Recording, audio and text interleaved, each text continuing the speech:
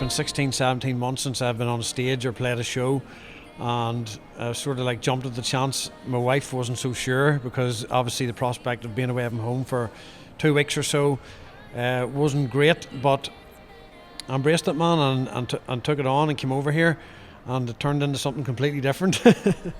Well, yeah, you said you were supposed to be away for 2 weeks, and now you've been away for how long? Well, it'll be 5 weeks now on Monday. When I arrived in Sydney, I tested positive for coronavirus on the first day that I was here, and I was moved to another hotel, and obviously I had to spend my 2 weeks in quarantine, but they told me that I wasn't allowed out of quarantine until I had a negative test.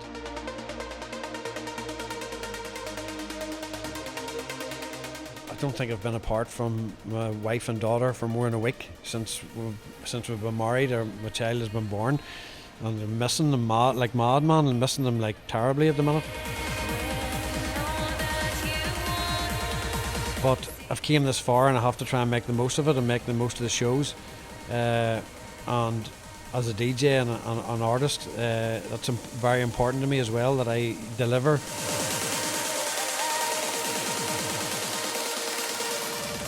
My name is Victor Kidson, and I'm here in Sydney with Andrew Liggett. Liggy, how are you doing today? Sneijder. Sneijder as well, but I heard Bryan called you Liggy on the chat podcast that he did, and I kind of like that name. That's my childhood nickname, man. Everyone calls me that back home, but yeah. Good to be back, man. Good to be here. Good to be in Sydney, Australia. After 16 or 17 months of not touring, it feels strange but refreshing. We're going to go into that because I'm very, very curious about your recent experiences in, the last 3-4 weeks. But we just went out for dinner. Yeah. We went to a really good sushi place, and you were craving the chicken. Yeah, man, it's like, that's the Irish in me. You always go for the safe bet, but like I said to you before, there's not very many good sushi places, especially in Northern Ireland, so we're not blessed with the luxury of like good sushi, so I don't think I've really experienced it, and that's what's put me off it. But I've been to this place here now, and I've been there 3 times, so it must be good. So yeah, I've really enjoyed it, and yeah, it was quality food, you have to agree, yeah. It was really, really good. And we didn't actually go for the chicken. You did try a few sushi things as well. Yeah, not the first time, but I'm not like a raw fish sort of person, and I try and sort of stay away from it, but they had some nice alternatives, and yeah, so sushi of Northern Ireland, watch out. So it's in the middle of June right now. It's 2021. I think we're a year and a half into the COVID pandemic. And yeah, you haven't played a show for that long. And then what were your thoughts when the Australia gig with Paradigm came up?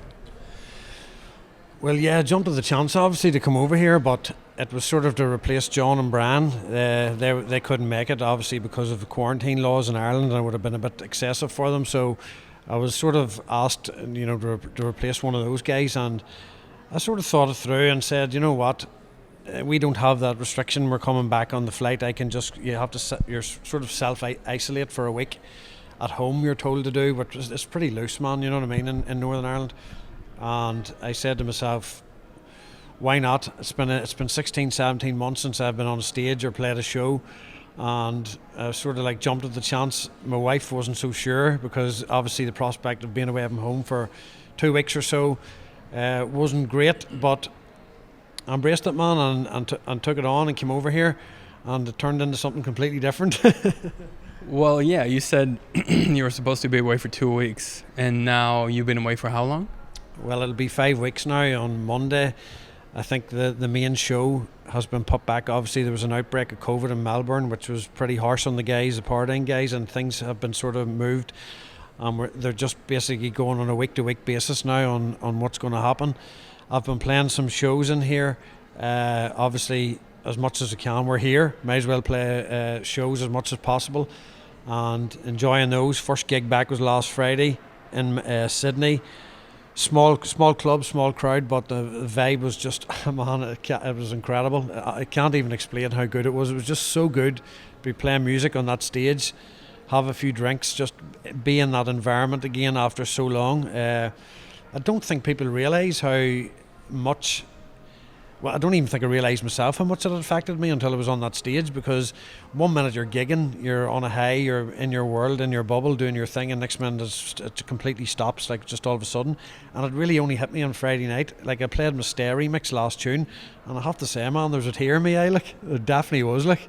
It was like a definite moment for me, like, yeah. Yeah, because you haven't been able to play anything out for so long, right? Yeah.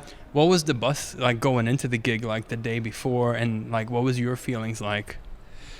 Well, it was a bit of a crazy few weeks for me, man, leading up to the show, because when I arrived in Sydney, I tested positive for coronavirus on the first day that I was here, and I was moved to another hotel, and obviously I had to spend my 2 weeks in quarantine. But they told me that I wasn't allowed out of quarantine until I had a negative test.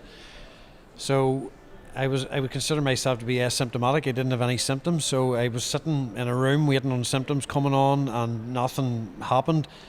1 week went past, 2 weeks went past. They were testing me every 2-3 days, blood tests, PCR tests, kept coming back positive, and I was like, what's going on here, man? It was starting to turn into a bit of a nightmare. I was sort of crawling the walls, and 2.5 weeks passed, and I was, this can't be happening to me.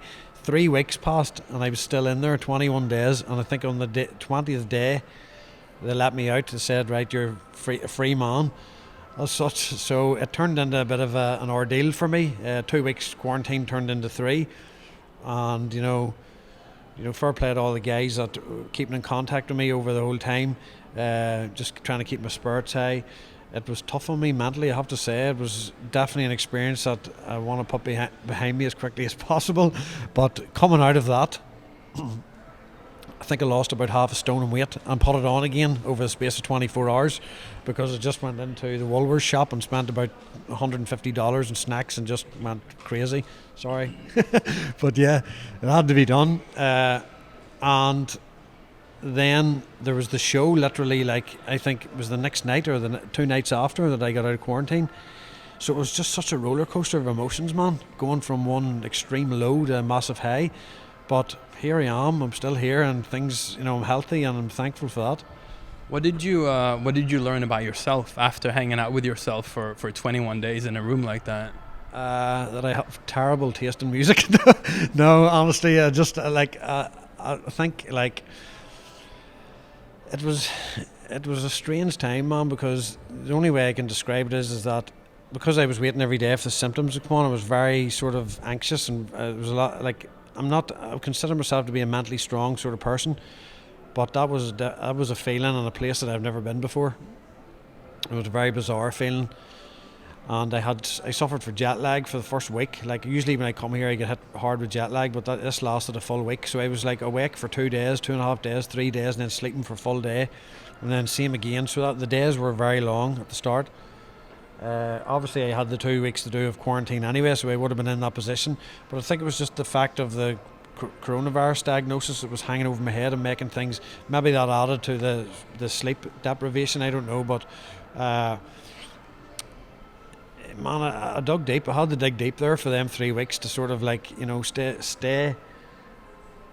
I don't want to say positive, because that's maybe not the right word, but like just to try and keep my own self sane. But it was a very hostile environment, I have to say, because when you looked out the door of that room, it was all decked out like a hospital. You had people in masks and like visors and suits, and people didn't want to come near you, and you were ordering food and they were sitting at the door and knocking on the door and running away up the corridor, and when you opened the door to come out, it was very a hostile, like, sort of intimidating environment. But, like, shout out to the Australian government to have things under wraps here, I would say, and in terms of that, and they're really leading the way, I would say, in terms of, like, keeping things under control. But that strict rules that applied to everybody wasn't doing me any favours whenever I wasn't feeling any symptoms. And anyway, I dug deep, man, and got through it, and I'm out and I'm here, and I'm, like, looking forward to getting some more shows in before. So yeah. What did you do? Like, how did you entertain yourself? What did you do during those 21 days? The whole plan was to make music. Obviously, spend 2 weeks studio time getting ideas down and working on some music, and spend the time doing that basically. But obviously because of that was hanging over my head, I just wasn't in the mindset to make music whatsoever. So I spent time trying to stay away from Google, because when you type symptoms and stuff into Google, everything comes up, and you know yourself when you become like one of these people, self diagnosis sort of people that can just send your mind crazy. So I tried to stay away from that. That was my number one thing. Stay off. Yeah, because you were kind of waiting for it to blow out, like to start, right? Well, they basically told me you've tested positive for coronavirus, and I was like, I don't have any symptoms. So every day I was waiting on symptoms, because judging by from what I've known back home, my mum's a nurse and stuff, the first like 14 days the symptoms can come on at any time. So it can be in your system, and then the symptoms can sort of come at like any time in the 14 days. Once you pass that, the chances of them coming on are pretty slim. So for the first 2 weeks I was sitting on the edge of the seat, man, waiting, and every day I was waking up going, is my throat sore, is it not? You know, like it was just sort of like that sort of vibe. And you know, thankfully nothing happened, and I did have a wee bit of like, at the very start I would say like a wee bit of a grouchy throat, but man, I put that down to the air conditioning on the flight, because I've had that before, you know what I mean. It was nothing. It was passed in 2 days. But you know, to answer your question, I was sort of like waiting every day, and it was just sort of like day by day and trying to get things over. Once I passed the 14 days, it was all right, nothing's going to happen to me here, and it sort of became a bit more, you know, the mindset changed a bit. But it was a long 3 weeks, I can tell you that. What did your support system look like? Like, who did you talk to? How did you stay sane? I was just keeping in contact. My wife was phoning me every day, twice a day probably. Obviously my mum, Bryan Kearney obviously was messaging me a lot. John, Rob, all my team, Music First, was keeping in regular contact with Brandon, Factor B, Giuseppe, Sam Jones that was here. A lot of the guys were all pitching in, like the promoters, the Paradigm guys were messaging me every other day, just keeping me, you know, making sure my spirits were high, making sure I was still here. So yeah, I can laugh about it now, that's the thing, but at the time it was like, oh man. But yeah, fair play to all the guys that sort of like kept my spirits high and were messaging me and trying to keep me a bit upbeat. And then you were released from quarantine and just went straight. Well, you went to Woolies to pick up the snacks first, right? I bought my own weight in crisps, and everyone knows I like my crisps, so I bought my own weight in crisps and whatever, and I think I deserved it, man. I think if there was a time to peg out, it was that time. So yeah, that was it, man. I just sort of like, you know, bought some snacks. I was in a different hotel, transferred me here now where I'm at now, and it was just great, man, just to like kick back. Obviously I could kick back and watch movies in there, but it was good to have the relief of the weight off my shoulders, come here, kick back, go out for a walk, some fresh air, balance my day up. And it took me a couple of days, man, to adjust, to be honest. When I got out, it was like, you know, get myself back, sleeping patterns and all the rest. So yeah, I'm only starting to enjoy Australia now, to be honest. Well, you 21 days of your life are kind of gone, right? Because you were just in that room. Well, yeah, it's just basically living in a room, no human contact, you know, just your own company, and that was it. It was just like browsing Facebook and trying to chat to people as if nothing was going on. But yeah, it's a surreal experience, man, and it's something that I don't wish ever to happen again to me or anyone else. So yeah, I'm just trying to, you know, to be honest, put it behind me and move forward. And it's just one of these things that we're living in strange times. We are living in strange times, but again, like you said, like Australia is really on top of everything. I don't know how, like I've heard how it works in Europe, and some countries don't really care, but if there's one case in Australia, we'll hear about it on the news. Yeah. We got the system that we used when we went to the restaurant where you check in. Yeah. So they know that you've been there this time, and if someone else has been there or were there at the same time as you, they can, you know that you need to go and get tested. Yeah. But yeah, so full of snacks, and now the gig is happening, right? First show was in Sydney last weekend, incredible, and now obviously because the festival has been postponed, I'm getting another couple of side shows. I'm playing again Sydney this Friday, Brisbane on Saturday, and also an extended set in Melbourne hopefully on Sunday. And Yeah, so that'll be 4 shows in total since coming here, and I'm just trying to make the most of the trip at this stage.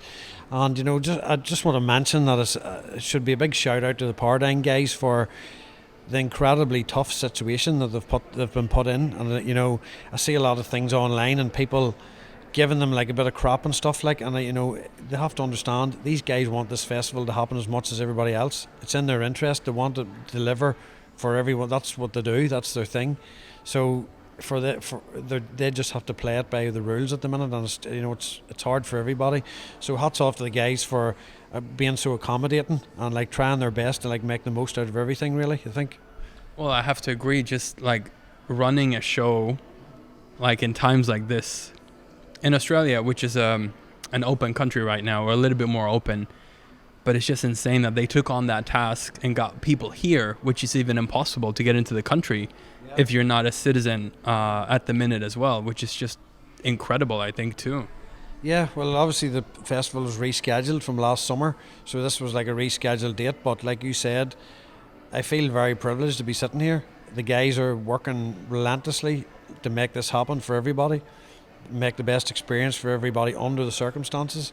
And I think like the guys here should be very happy to see international artists here playing music in clubs, because us back in Europe we've had none of that, and we're not getting any of that, and we haven't had that for like a long time. So the guys should be very, very thankful that they can even get out to see a DJ, and I'm very thankful to be here to supply the music, and hopefully things work out. So you were supposed to be here for 2 weeks, and it changed to 5 weeks on Monday, you said, right? 5 weeks, yeah. How does it feel? Because I know you got your family obviously at home, right? How does it feel? Well, I don't think I've been apart from my wife and daughter for more than a week since we've been married, or my child has been born, and I'm missing them like madman, and missing them like terribly at the minute. And I know that it's tough for Kasia, obviously, with a child at home, trying to do the work of 2 parents, which is like, take my hat off to her. It's been tough, but I've came this far, and I have to try and make the most of it and make the most of the shows. And as a DJ and an artist, that's very important to me as well, that I deliver for the fans. So I'm going to stay here and play the side shows and do whatever it takes to make people happy and make the Paradigm guys happy. But I think like a week is the maximum that I have been away from my family. It's not something that I like, because I'm a very family oriented guy. So for me, I'm missing them like crazy, man. I can't wait to get home, and I know it's going to be. I know my daughter has a file page list of promises that I've promised her over the last 2 weeks that I'm going to have to fulfill. So it's going to be a busy month now when I get back. So might end up back in quarantine. The last time we met was actually here in Sydney as well, for your transmission gig. Yeah. And that was about 16 months ago. Yeah, it was the last show I played. The last show I played in Australia was here for transmission, the show that you came down to, and it's ironic now that the first show back is like, Yeah, 'cause that was the last show you played, like since you played Sydney the other day. Yeah, so it's kind of like strange that it was like that, but it's just the way it is, man. And I'm just really praying. The UK government have just announced today or yesterday an extension onto like the opening of clubs. It's going to be another while, and I know a lot of heads have dropped, and I just like hope people can stay, they keep the chin up for another while. And it's going to be tough, man. Like the UK has been hit pretty hard, and I know a lot of the smaller venues and clubs have been financially hit, and they're closing. And I'm just hoping things come back the way they were, because the community and the club scene in Ireland and all over the UK is a pretty tight-knit community, and we're all sort of in this together. So if there's no clubs, there's no DJs, there's no music. It's as simple as that. If we look back at the previous 16 months, a lot of things have happened. Yeah. I was listening to your chat podcast with Bryan, and I got goosebumps, because you guys were talking about how both your dads passed away. Yeah. And for me, listening to that was just very, very, very emotional. My dad's still alive, but just hearing you guys talk about that Yeah, how do you feel now? At that time when I done the podcast with Bryan, I would say I was still deep in the grieving stage, and I didn't know how much I was grieving and how much I was hurting inside until I started sort of talking to Bryan, and I sort of opened up a wee bit, and I did feel very emotional. But now, I think I've not passed the grieving stage. I don't want to say it in that way. I'm still obviously always will be grieving, but I'm trying to turn those memories into good memories and positive memories, and that's the stage I'm at now, and how I'm feeling now, and I'm trying to just more or less celebrate my dad's life rather than be downbeat all the time. I'm trying to turn it into a celebration of life, and that's exactly how I'm feeling right now.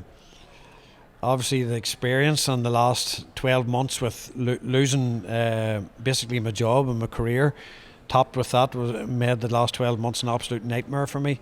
I wouldn't wish it on anybody, but the grief of losing a parent is something else. Like it's like Bryan said to me on messages, that it's probably one of the most traumatic things you'll ever go through, and I would have to agree with him on that.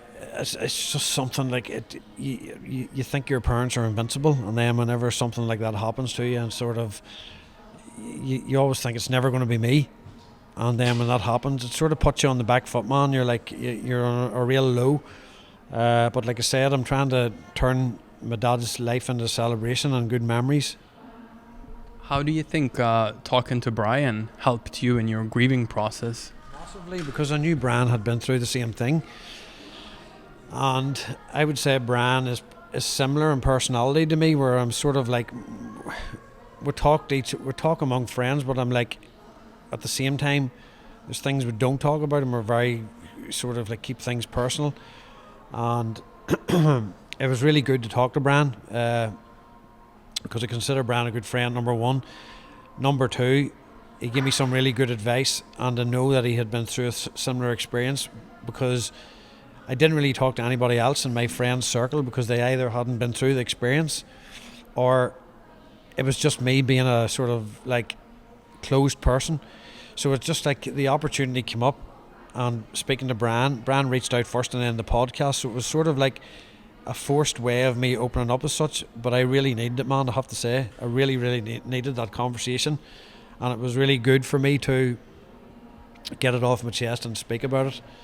And I did get a bit emotional during that podcast, I have to say, like I really did. But like I said, it's natural, and losing a parent is traumatic, and I put this out there for any lad there, or like any person that loses someone, and you know, I do advise them to talk to people, and that's probably the best way. And I have reached out to a few people since that, and seen they've been depressed on Facebook and everything. I've sent them private messages and said, look, if you ever need a chat, call me up, and give them a number. I've done that because I know how important it is now for people to talk about things, and I think Bryan has done an absolutely incredible job of raising awareness of not only mental health, but the importance of men speaking out, especially in the industry that we're in. Like, people need to let off steam, man. You can become very, like, you know, everything can become pressurized and closed in, and it's definitely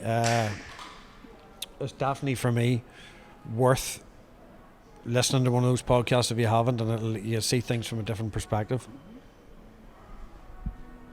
What was the moment like when you realized that your dad was gone? Like, what was, like, how do you react? Do you remember anything from that? I can remember the morning very clearly. I had nightmares for 6 months after it, because it just kept flashing back. It was just like, man, words can't describe. Like, my mum phoned me, and I drove into the house, and obviously my mum's a nurse, and she had been doing resuscitation on my dad, so I knew when I ran into the house and he was sitting on the sofa, like, sort of crying, that if he hadn't have been brought him back between that time, that 20 minutes of me getting in there, the chances were very slim.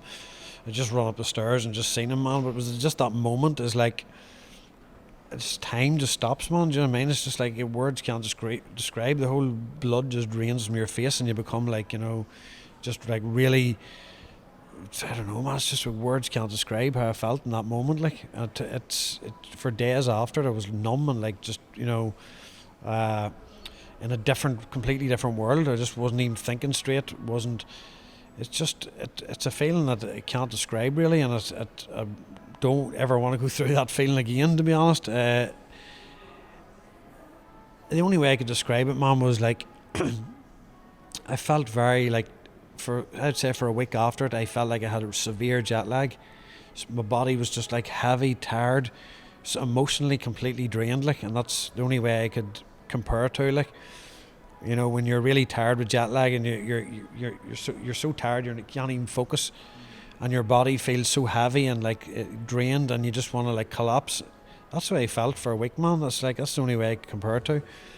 And you know, everything went out the window on that day. Like, you know, just like after couldn't get my head together in the studio, couldn't like focus on music, couldn't like everything. It took me a while, and at that time, me and my dad would have been pretty close because we're always close from working together, but because I had that time off due to the pandemic, I was doing some projects and stuff around the house, and he was out helping me, and it was sort of like, I'm so glad that I got that last X amount of months where we were bonding together. We fought like cat and dog. Like Bryan said, we're too similar. We like everything he done was the right way, and everything that I done was the right way, and we're always like arguing. He used to go home to my mum and call me everything, saying like he thinks he knows everything when I've been in the building trade for like 40 odd years, and I do think I know everything when it comes to building, but sure, like so does he, but like that's the way it is, man. But I'm just so glad and thankful that I got to spend those last quality months together, and you know, like I said to him, turning those memories into positive memories and a celebration of his life. What I loved hearing in the podcast was when you were chatting to Bryan, was when you met all your dad's friends, and you heard the stories about your dad, and you like heard more about how he was. That's something that really, like, obviously the age gap, I don't really associate myself with my dad's friends because they're his friends, and the cringe, the stuff they say when they're out drinking and stuff, and I wouldn't be around that sort of clientele, do you know what I mean? So for me it was like, I do my thing and he does his things with his friends, so we've never really spoke. Obviously I know the men, but I've never really spoke to them.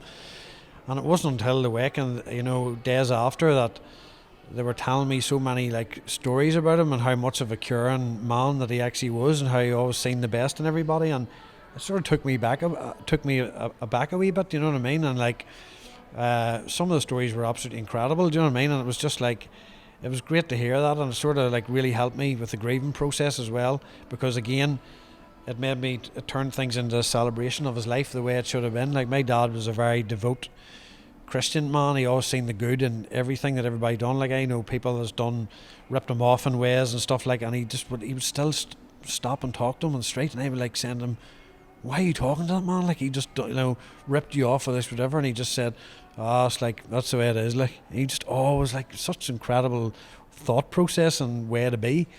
And like I said to you at dinner, that's something that I'm trying to take into my personality going forward, not to be so forthcoming, and like, if somebody's in a bad mood or they say something to you, you don't know what they're going through, and just like trying to take a step back, and I don't want to use the word judgmental, but like try and be a bit more accommodating to people's personalities and think about things a wee bit more. And obviously there's still dickheads out there, don't get me wrong, they'll always exist, but like, I'm just, you know, and just generalising, you know. Yeah. How did you move on, and how did things slowly move on after your dad passed away? Well, it was a tough few months, man, because it happened at the end of September, so Christmas was just around the corner, and Christmas, as you know, being from Sweden yourself and anyone in Europe, Christmas is a big family thing. It is all over the world, I guess, but in Ireland it's very, very family orientated, so it was a tough Christmas, and a very like, as if we just wanted to get Christmas out of the way and just get it done and move on into the new year. So I would say it was like the January before I started really getting myself together again. Just before Christmas I started taking on some building work, and I started getting that done just to take my mind off things, because I had to do it, and I just started taking some outside projects on. I was working on those just to sort of keep my mind occupied, and it actually made me worse, because everywhere I looked, I seen my dad, because the tools and the work van, and I always associated with him. Even like, you know, getting into the van and seeing the wee notes that he had written of materials lists and stuff, and I ended up having to clean the whole van out because it was too much for me seeing all that stuff all the time.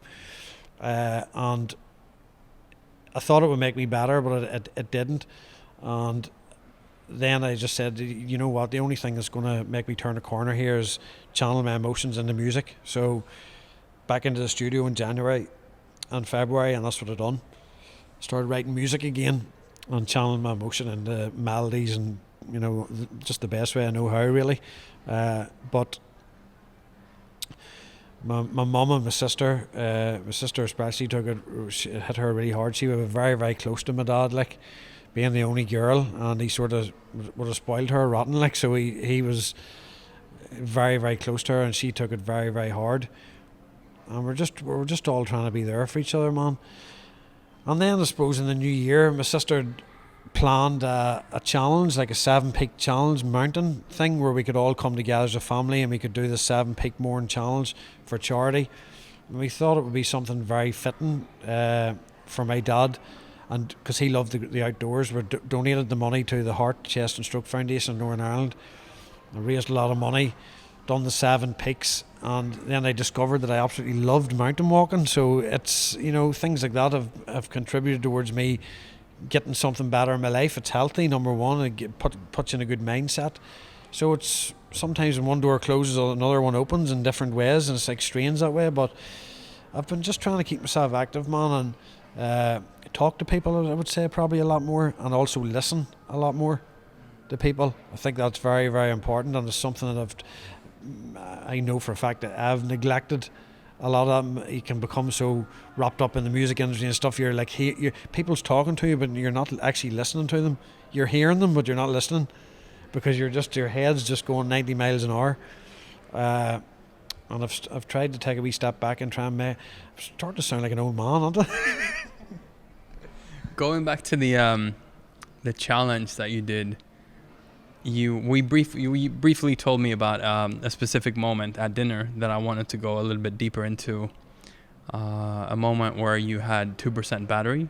Could you tell me about that moment a little bit more? Well, it wasn't me. It was the guy. There was a guy in front of me. We only had 2% battery left on the iPhone. We thought we would do the challenge pretty quick, but we completely underestimated it.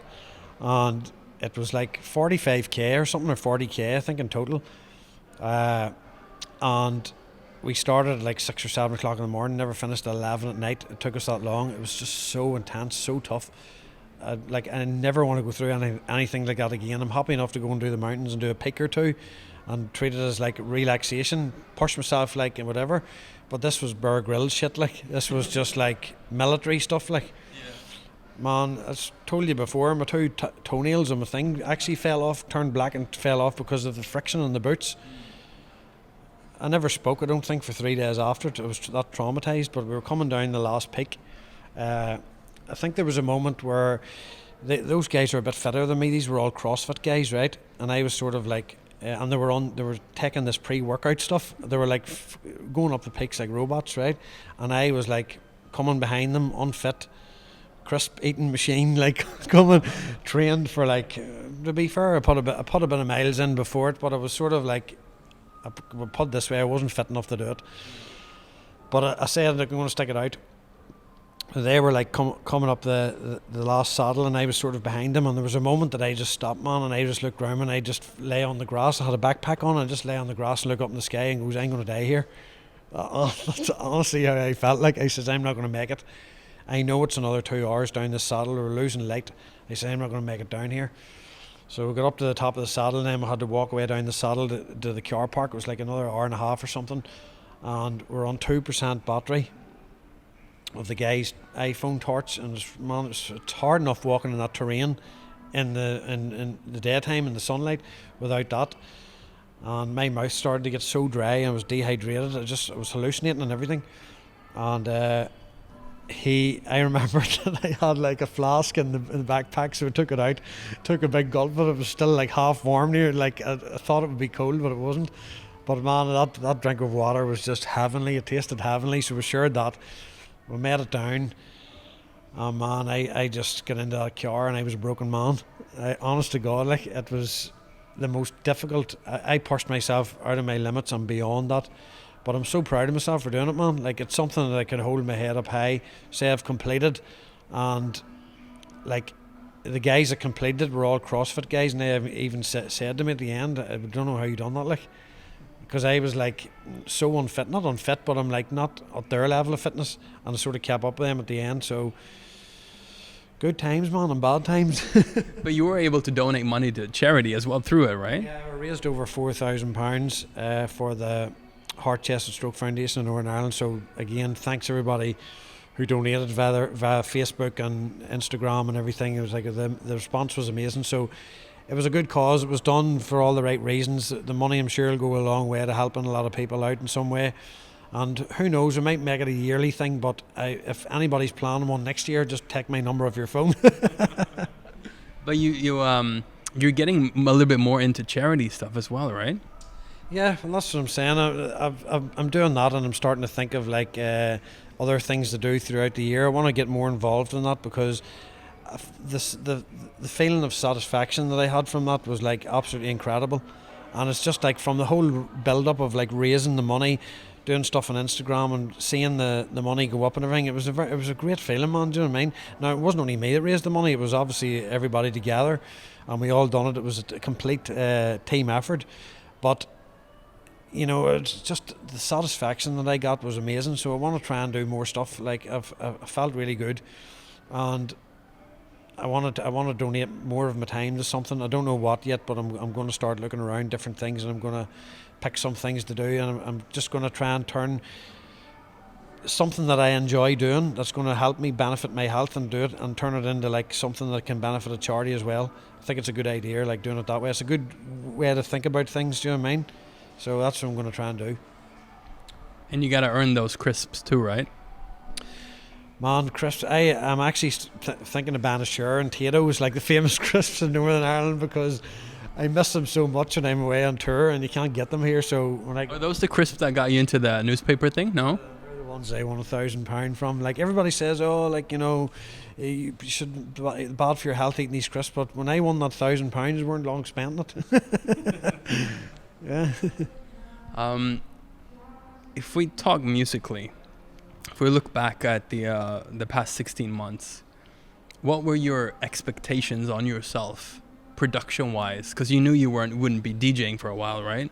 Yeah, well, it's a strange one because whenever my last show obviously was Australia, and then the last time I was with all the guys together was at John's wedding, and we were all socialising and everything, and it was just starting to creep in then, you know, you had like coming on the news and things was escalating a wee bit, and then I had some shows lined up, Trance Sanctuary in London, ironically, which was one of the first interviews we done. Do you remember that one? New Year's Eve, Raduna. That was a good event. Yeah, it was a good night, man. Yeah, so that show was scheduled in for March. And then I think that was the first show actually to get rescheduled, or it was cancelled and then obviously rescheduled later. But when I had a pretty healthy diary in March, and when I seen all the gigs starting to get cancelled, and then in April, I knew it was like something. But I didn't expect it to last obviously this long. I thought 6 months maybe. And I went into it with the mindset, look, I'll do some home improvements, I'll spend some time with family, I'll make some music. I'll use the downtime as a positive to get some rest, get some balance back in my life, do whatever. And that's what I done, man. I was in the studio hitting it hard, ideas were flowing, had regular sleep patterns, I started back training in the gym, I was eating properly, I was sleeping properly, I was training. I felt good, do you know what I mean? Because I didn't have to pack to go away at the weekends. Obviously I missed the shows, but having that bit of normality back in my life was golden, just for even, albeit temporary, what it was going to be. And I was hitting the studio, the ideas was flowing, I was writing a track a week, or like what I would consider like a good strong idea, putting in the folder. And then obviously my dad got sick in May and things started to, I was on edge then and started to affect me. And I didn't really do much studio work, but I was still releasing music throughout the summer, and then I've sort of like pulled back on the music, releasing music, because I'm not getting when something's new, you want to play it out, And by the time you're getting to play gigs now, the music's old. You feel like it's old. You feel like you're playing old music, even though it's not old.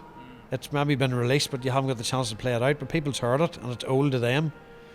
Such as the shelf life of music these days, and like after 2 weeks, the song's old. And that's basically how it is. So I would rather stockpile my music, which I probably wish I had done at the start, and then release it all when things go back, so I have some fresh new music, and that's what I'm trying to focus on now going forward. And I'm working hard, and I'm still have lots of music. I've still been posting some samples on my Instagram, Facebook, and I'm working on a special project at the minute, and I'm hoping to have everything together towards the end of the year. Musically, what are you sitting on right now? So much. I would say at the moment I've about 25 tracks sitting at the moment. No joke.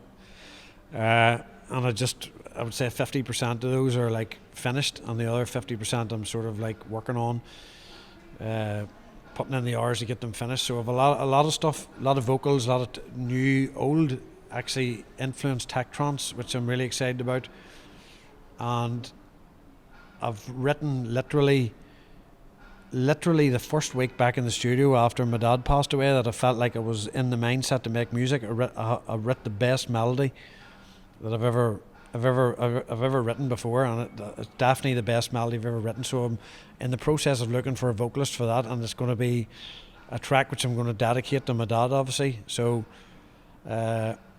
the melody just is so emotional, and it's everything that he liked about trance and what I like about trance. So I'm really excited about it to get it finished, but I'm just struggling at the minute to find a vocalist, so it needs to be right. I want to hear it now.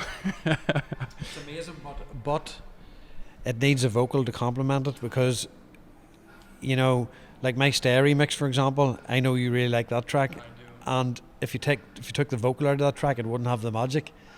So think of I think it might still have, but I can agree that the vocal kind of enhances it, or the melody enhances the vocal. They just complement each other, man. That's what it's about. That's what a good vocal track is. It's the melody and the vocal complementing each other, and when that happens, magic happens. When they come together at when it sounds right, and the vocals on point and the melody's on point, that's where the magic happens in trance. It's untouchable for me. And yes, sometimes it does happen with just a melody, but very rarely I think the vocal trance is like, it's where it's at. Like, you think of the memorable tracks over the last 10 years, they've always been like pretty much vocals, I would say, with a really strong melody. So I would never let anybody hear this melody until I know the right vocals on top of it, because it needs that. It needs that to complement it. So I'm excited for it, get it finished. I'm excited too, and I know a lot of people out there are excited too as well, to just get everything and hear everything that you guys have been working on, that you've been working on. But I'm very excited about that track now as well. Yeah. What else are you looking forward to? Like, how are you feeling now? Like, you're in Australia now. You played your first gig a few days ago in Sydney. Has that made you feel hopeful? It's a strange question for me to answer, because yes, it's made me feel hopeful, but also not. It's a strange one. I'll explain why. Because when I come here and I see how open they are, right, but I also see how strict they are and how quick they can shut things down, it just says to me that yes, things is open, but things can be closed just as quick. Number one. Number two, the constant promises in Europe and restrictions and things just going up and down over the last X amount of months has just left a lot of people very delusional and delusional is probably the wrong word, very worn out, and tired of hoping, right? Tired of being so hopeful all the time. Promoters and DJs alike, there's something happening around the corner to be let down, and I think people's just really tired at this stage, man. And it's hard to get motivated, and it's hard to stay positive that things is going to change. Obviously I want to be back playing as quickly as possible, but it's being an international touring DJ and playing in so many different countries, there's so much criteria and so many restrictions is based on country per country. So it's going to be. I don't want to say this and sound like a killjoy, but I think it's going to be a long time before things is like back to the way we can remember them being. Whereas you're playing so many different countries in a weekend and like different things, I think it's going to be a while before that's going to happen. But in saying that, I know a lot of guys just be happy to be out there playing any sort of show at the minute, and I feel grateful that I'm here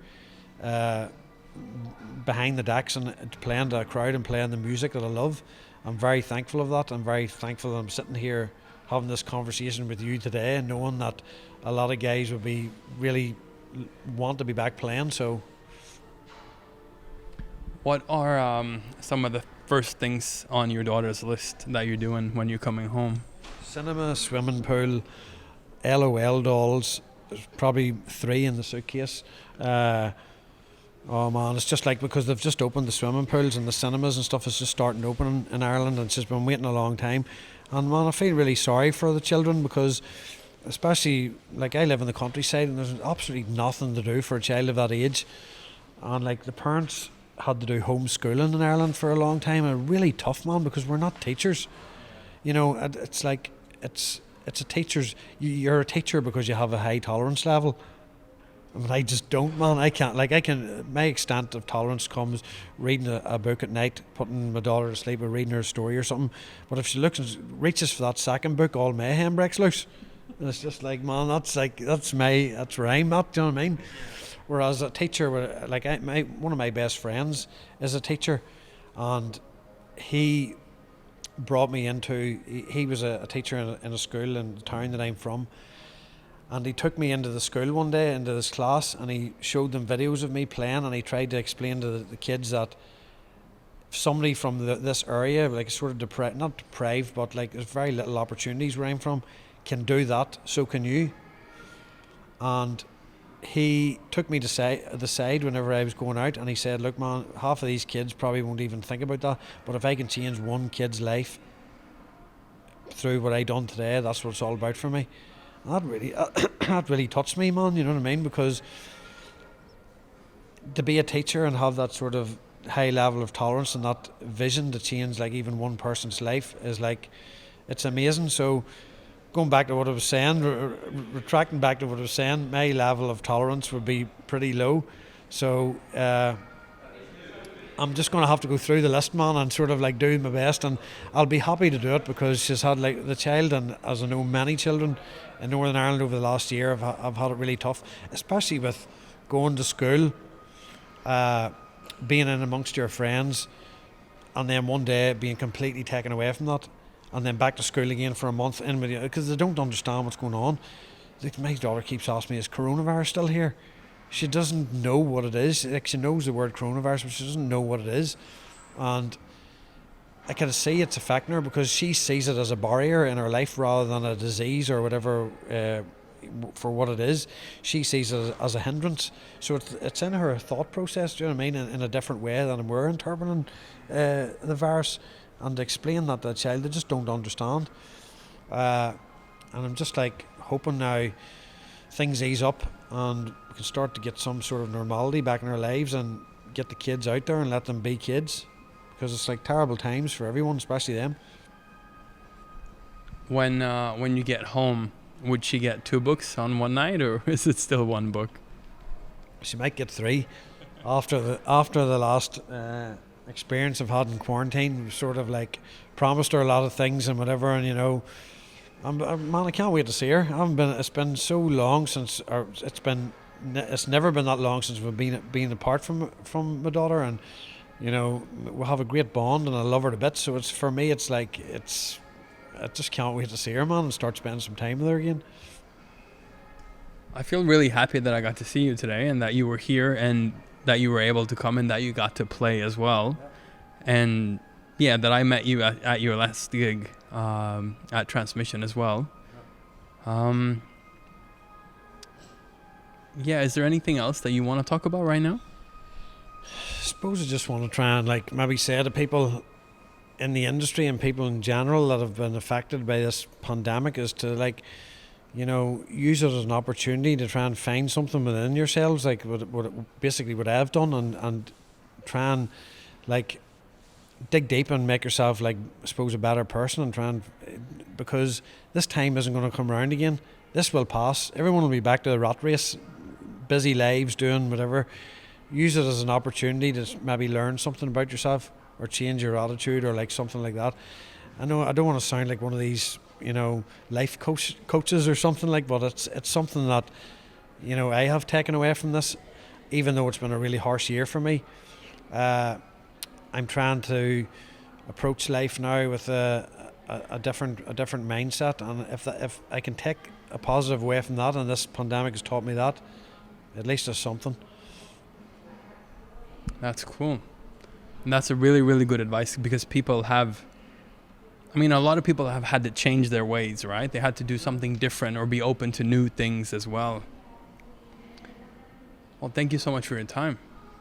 That was a really enjoyable interview, and it was really, really good to catch up with you again. Yeah, you too, man. Always a pleasure, and it was great to see you. It was great, like I said at dinner, it's great to see you happy with your new baby, and like things seem to be going well for you, and it's like, wish you all the best, man, and like hopefully life continues to treat you well. Thank you.